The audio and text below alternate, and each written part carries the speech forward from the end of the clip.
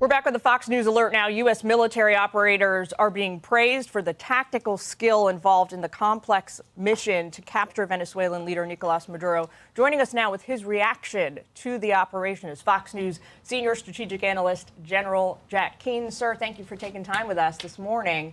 It sounds like there was some incredibly complex choreography involved in the operation that U.S. Special Forces, in concert with law enforcement and intelligence officers, undertook to get Maduro in captivity. The president said an assault like this has not been seen since World War II. Let's take a listen to the chairman of the Joint Chiefs really quickly yesterday in that press conference.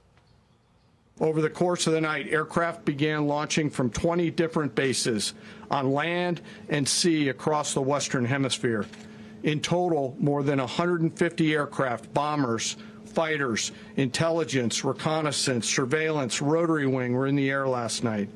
Thousands and thousands of hours of experience were airborne. What did it take to pull that off?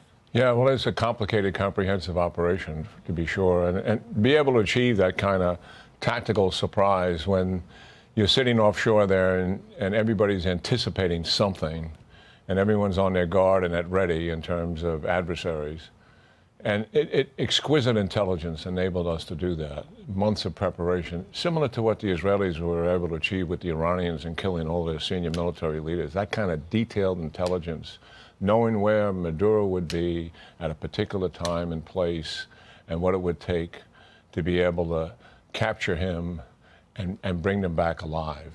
Extraordinary in itself. I mean, isn't it stark? They go in there early in the morning, and that same day in the evening, Maduro is sitting in a jailhouse in Brooklyn, New York. Well, Osama bin Laden ended up dead during the Obama years. Are there parallels to that operation? In terms of who? In terms of the strategic calculus that went into it? Yeah, certainly. The complexity of the operation is driven by getting the insertion force in there, achieving surprise, and getting everybody out alive. So that meant we had to suppress Venezuela's command and control, their radar sites, their communication antennas, drop the electric grid so there would be darkness and people would have difficulty doing identification. We had to suppress reaction forces that are on military bases, air bases, Navy bases, as well as Army bases. That led to the comprehensiveness of the regime. But the big question in front of us now is what's next? And when you look forward, General, President Trump has said that the U.S. is prepared to do a second wave of airstrikes if necessary, but he is hopeful, or he doesn't think at this point they will be necessary because of this operation's success. What is your prediction in terms of that sticking? Well, first of all, mentioning President Trump, I mean, it's his leadership, it's his patience, his perseverance, and his resolve that enabled us to do this operation.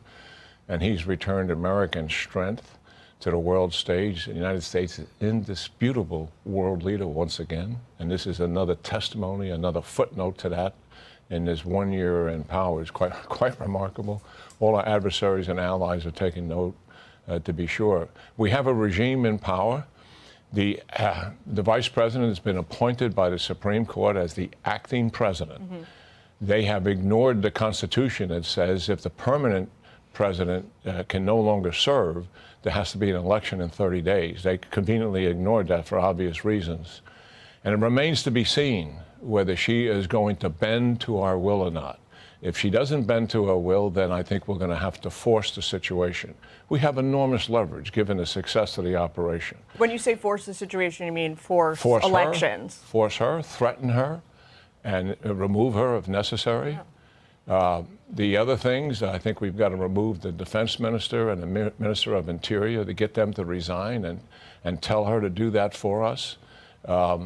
And the reason is because they have so much blood on their hands and they're propping up this regime.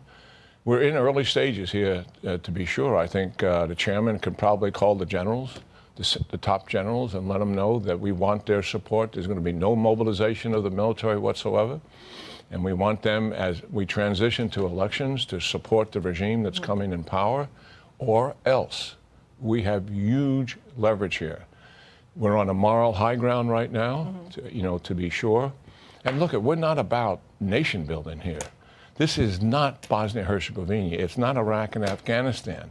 There's a democratic structure that's already in place here. There's a Supreme Court. There's an executive branch. There's a National Assembly, albeit in the wrong hands.